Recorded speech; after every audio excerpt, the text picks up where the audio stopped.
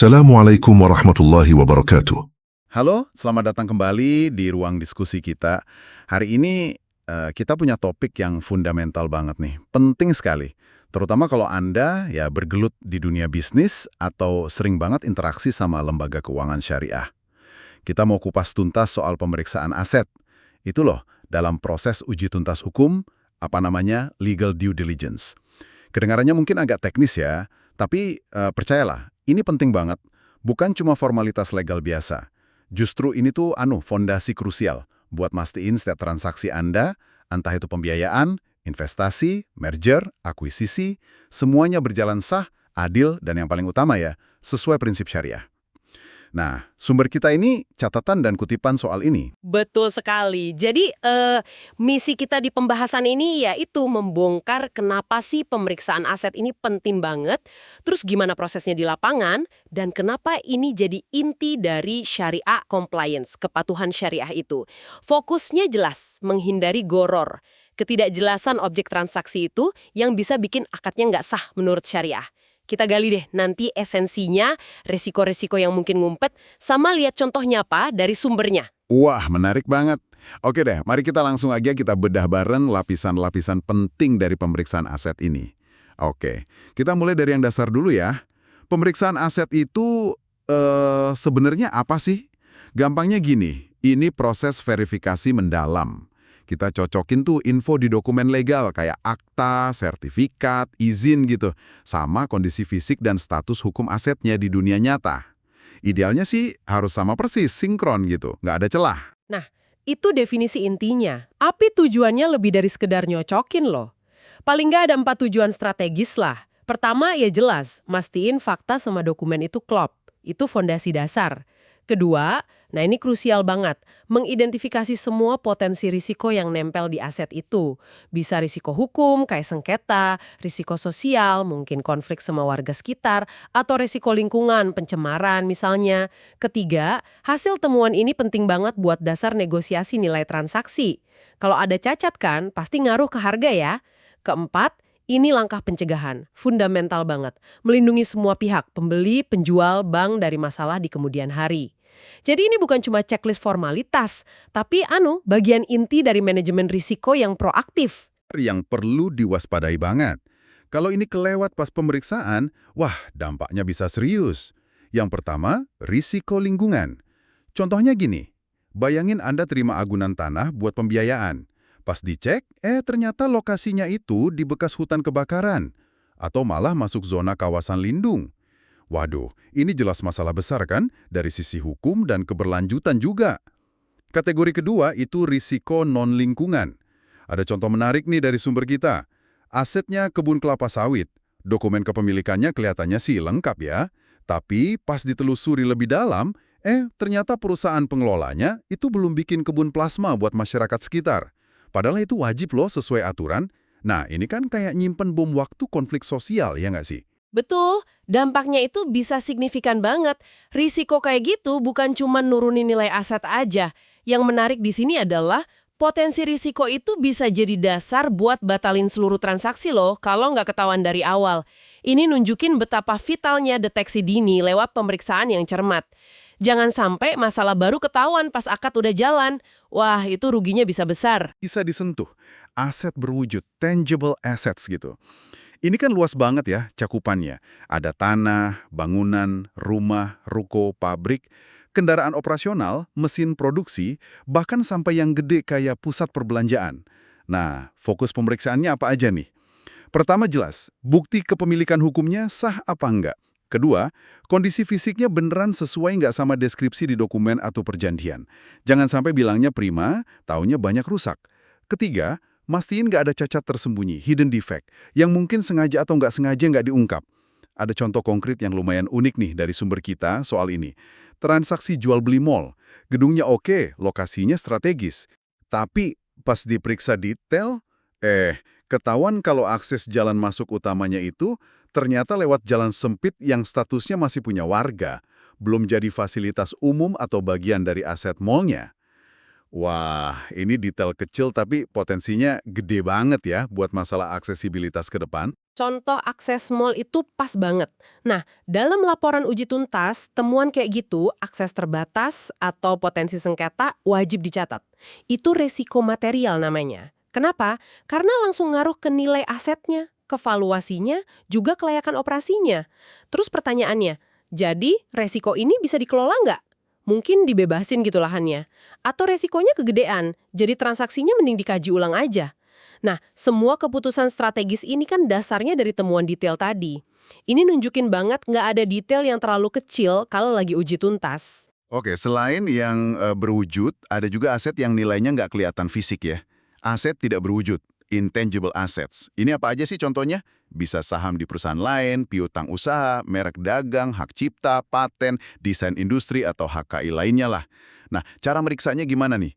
Ini lebih banyak main di verifikasi dokumen kepemilikan ya. Sertifikat saham, perjanjian piutang, sertifikat merek, lisensi, dicocokin sama aturan yang berlaku. Pendaftarannya masih valid nggak? Ada sengketa hukum nggak soal HKI itu? Sumber kita ngasih ilustrasi bagus banget nih buat risiko aset tak berwujud. Bayangin, ada rencana merger. Salah satu perusahaan yang mau diakuisisi ini punya investasi saham di perusahaan tambang. Dokumen sahamnya kelihatan bersih, clear and clean katanya. Tapi pas diperiksa lebih jauh, dicek lapangan sama dokumen lain terkait izin tambangnya, ketahuan fakta kalau izin operasi tambang itu ternyata bermasalah, nggak sah. Artinya apa? Fakta lapangan soal izin yang nyambung ke aset fisik, lokasi tambangnya, ternyata bisa batalin klaim bersihnya dokumen saham, aset tak berwujud. Temuan kayak gini bisa jadi penghambat serius, bahkan bisa gagal total rencana mergernya. Ini juga nunjukin satu hal penting yang kadang kelewat. Aset wujud sama tak wujud itu sering banget kaitannya erat.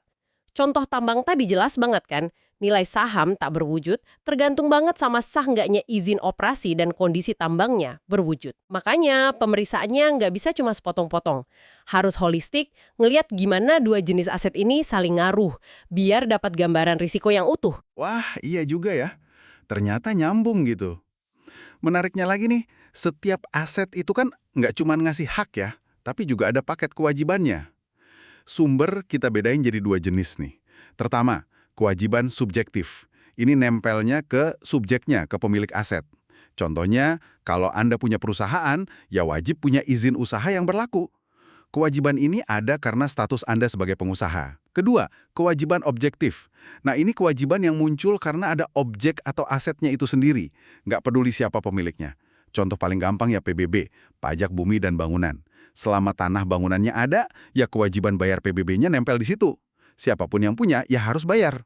Ini jangan-jangan sering lupa nih pas transaksi. Iya, konsekuensinya kalau kewajiban ini, baik subjektif atau objektif, nggak dipenuhi, itu lumayan serius loh. Asetnya bisa kena sanksi hukum, izin dicabut, denda numpuk, atau bahkan disita.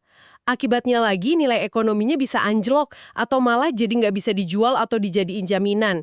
Makanya identifikasi dan verifikasi semua kewajiban terkait aset itu bagian penting dari analisis resiko di uji tuntas. Nah, ini nyambung ke pertanyaan selanjutnya. Kalau udah diperiksa semua, terus ada temuan, apalagi yang negatif, terus diapain? Kan nggak bisa digantungin aja ya. Biasanya nih, temuan-temuan ini dirumusin resmi di perjanjian transaksi, lewat klausula khusus gitu. Sumber kita nyebutin beberapa jenis yang umum. Ada klausula antisipatif, ini buat ngantisipasi resiko ke depan berdasarkan temuan. Misalnya, pembeli dibebasin dari tuntutan pihak ketiga soal sengketa lahan yang baru muncul belakangan. Terus ada klausula penyesuaian, adjustment clause. Ini dipakai kalau kondisi asetnya nggak sesuai harapan, jadi perlu disesuaikan. Biasanya sih harga transaksinya. Misalnya, harga beli properti dikurangin sekian persen karena ada kerusakan struktur yang butuh biaya gede. Terakhir, ada klausula persyaratan, condition precedent. Intinya ini bilang, transaksi ini baru sah kalau syarat X, Y, Z udah dipenuhi dulu sama penjual. Contoh paling umum ya itu tadi, jual beli tanah, baru kelar kalau penjual udah lunasin tunggakan PBB dan kasih bukti lunasnya ke pembeli. Kalau kita kaitkan ke manajemen risiko, klausula-klausula ini jadi instrumen hukum yang vital banget. Mereka jadi mekanisme formal buat para pihak ngelola, mitigasi risiko, atau bahkan mindahin tanggung jawab atas temuan negatif pas pemeriksaan aset. Dengan klausula ini, transaksi bisa tetap jalan adil setelah disesuaikan atau jadi dasar hukum yang jelas buat nunda atau batalin kesepakatan kalau risikonya kegedean. Ya, semacam jaring mengaman lah di dalam kontrak itu. Tentu dong. Buat bisa periksa dan analisis semua ini, tim uji tuntas kan butuh data sama dokumen lengkap ya dari pihak yang asetnya diperiksa. Sumber kita ngasih gambaran singkat jenis dokumen kunci yang biasanya diminta di awal. Buat kekayaan nggak bergerak, yang utama biasanya sertifikat tanah. Bisa hak milik, HGB, hak pakai, gitu. Terus IMB, sama bukti bayar PBB terakhir. Kalau kekayaan bergerak, contohnya bukti kepemilikan deposito atau surat berharga, BPKB STNK buat kendaraan, faktur beli buat mesin. Nah, kalau haki, ya dokumen intinya sertifikat merek, paten, hak cipta, atau perjanjian lisensi kalau pakainya izin dari orang lain. Ini tentunya contoh dasar aja ya, daftarnya bisa jauh lebih panjang, tergantung jenis aset sama rumitnya transaksi. Iya, kelengkapan dan, nah ini nggak kalah penting, keaslian dokumen-dokumen itu jadi titik awal semua proses verifikasi. Tanpa data yang akurat dan cukup, sebagus apapun metodenya ya hasilnya nggak bakal maksimal. Biar lebih kebayang lagi nih, gimana pentingnya proses ini di lapangan, kita lihat yuk beberapa contoh kasus nyata. Khususnya di konteks lembaga keuangan syariah, LKS, seperti yang diangkat di sumber kita. Kasus pertama, Bank Syariah mau kasih pembiayaan murabahah. Agunannya tanah. Pasti melegal cek, ketahuan tanahnya lagi sengketa waris. Ini temuan signifikan banget, material sifatnya. Implikasinya apa? Akad pembiayaan jadi berisiko tinggi buat batal. Jaminannya bermasalah hukum. Kasus kedua, Bank Umum Syariah mau akuisisi BPRS. Pas uji tuntas aset BPRS target, tim nemuin sebagian portofolio pembiayaannya itu macet. Non-performing financing. Lebih parah lagi, agunan dari pembiayaan macet itu banyak yang sertifikatnya nggak lengkap atau nggak sah. Rekomendasi tim uji tuntas? Ya, nilai akuisisinya harus dinego ulang. Kemungkinan besar turun, buat nutupin risiko kerugian dari aset bermasalah itu. Kasus ketiga nih. Investor syariah mau suntik modal ke startup halal lifestyle. Prospeknya bagus kelihatannya. Tapi pas uji tuntas aset, khususnya yang tak berwujud, ketahuan merek dagang utama si startup ini lagi digugat pihak lain. Diklaim merek itu punya penggugat. Solusinya gimana? Transaksi investasinya ditunda dulu, di-hold, sampai ada putusan hukum tetap soal sengketa merek itu. Jadi pemicu keputusan bisnis yang krusial banget.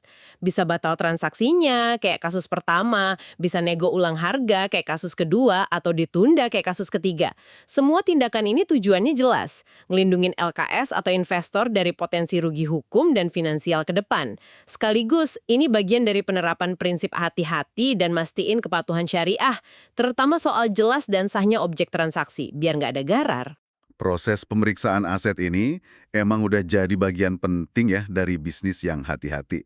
Tapi tantangannya juga nambah terus nih, apalagi di era digital sama global sekarang. Sumber kita nyorot beberapa tantangan baru yang bikin uji tuntas aset makin kompleks. Pertama, soal digitalisasi dokumen. Sekarang kan banyak sertifikat atau dokumen legal bentuknya elektronik ya. Emang lebih efisiensi. Tapi muncul tantangan baru buat verifikasi keaslian sama keamanan datanya gimana. Kedua, transaksi lintas negara. Kalau asetnya di negara lain atau melibatkan pihak asing, wah, pemeriksanya harus paham hukum yang beda. Standar dokumennya bisa beda. Terus kalau ini transaksi syariah, perlu paham juga standar syariah internasional yang mungkin interpretasinya macam-macam. Ketiga, munculnya aset digital syariah. Ini area baru banget. Gimana coba uji tuntas sukuk digital atau aset kripto yang katanya syariah? Metodenya masih dicari terus nih standarnya. Keempat, isu yang lagi naik daun. Kepatuhan ESG, lingkungan, sosial, tata kelola. Buat entitas syariah yang dasarnya udah nekenin etika dan keberlanjutan, mastiin aset bebas dari isu negatif ESG jadi lapisan pemeriksaan tambahan yang penting juga. Tantangan-tantangan ini nyata banget dan butuh adaptasi terus-menerus. Metode pemeriksaan aset mungkin perlu diperkaya pakai teknologi misalnya, pakai blockchain buat verifikasi dokumen digital, atau analisis data canggih buat ukur risiko ESG. Para profesional hukum sama ahli syariah juga dituntut buat terus belajar, perluas wawasan biar bisa nilai aset baru dan transaksi yang makin rumit ini. Tapi pegangannya harus tetap sama, prinsip dasar kehati-hatian, kepastian hukum, sama kepatuhan ke esensi syariah itu sendiri. Kompleksitas boleh nambah, tapi fundamentalnya nggak boleh goyah. Oke, jadi kalau kita tarik kesimpulan gede nih dari diskusi kita, pemeriksaan aset ini langkah fundamental banget. Nggak bisa dihindari dalam uji tuntas hukum. Dan perannya makin krusial buat lembaga keuangan syariah. Ini bukan cuma soal teknis legal formal, tapi nyangkut inti keabsahan objek akad secara syariah. Usaha nyata buat hindarin gharar dan ujung-ujungnya ngelindungin kepentingan semua pihak. Jadi apa artinya ini buat Anda? Ya ini soal bangun fondasi transaksi yang kuat, dasarnya kepercayaan, kejelasan, dan keamanan. Tepat sekali. Dengan pemeriksaan aset yang menyeluruh, dokumen pendukungnya dipastiin lengkap dan asli. Terus, analisis risikonya tajam buat tiap temuan. Nah, potensi sengketa atau rugi di masa depan bisa ditekan seminimal mungkin. Inilah pilar penting buat operasional LKS yang sehat, berkelanjutan, dan konsisten jalanin prinsipnya. Kuncinya yaitu objeknya jelas dan bebas masalah. Nah, sebagai penutup diskusi kita kali ini nih, ada pertanyaan reflektif yang mungkin menarik buat Anda pikirkan lebih jauh. Mengingat arus digitalisasi yang kenceng banget, munculnya inovasi aset digital syariah, terus tuntutan kepatuhan ESG yang makin kuat. Gimana menurut Anda? Metode uji tuntas aset ini perlu adaptasi dan berevolusi ke depannya. Gimana caranya kita mastiin proses krusial ini tetap relevan, efektif, dan bisa jaga integritas serta kepatuhan syariah dalam menghadapi lanskap bisnis dan jenis aset yang bakal terus berubah di masa mendatang. Nah, itu tantangan sekaligus peluang buat kita pikirkan bersama.